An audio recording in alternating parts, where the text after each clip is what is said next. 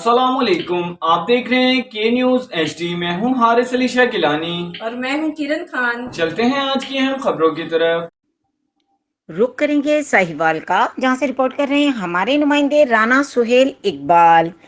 ساہیوال میں ڈکیتیوں کا سلسلہ نہ رک سکا، فارمیسیز اور میڈیکل اسٹور کے مالکان شدید پریشان۔